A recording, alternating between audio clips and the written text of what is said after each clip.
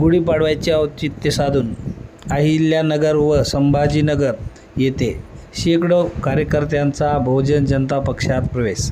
आकाश जाधव यांची अहिल्यानगर जिल्हा संघटकपदी तर आनंद रोकडे यांची पाथर्डी तालुका अध्यक्षपदी, तसेच अर्जुन वालेकर यांची भालगाव खरडवी गट अध्यक्षपदी निवड करण्यात आली.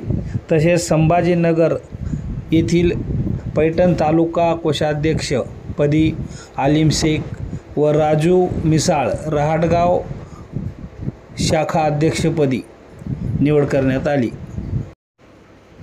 या कार्यक्रमास प्रमुख उपस्थिती म्हणून बहुजन जनता पक्षाचे महाराष्ट्राचे संघटक अध्यक्ष राजू रोकडे तसेच अहिल्यानगर जिल्हा अध्यक्ष सुनील रोकडे उपस्थित होते.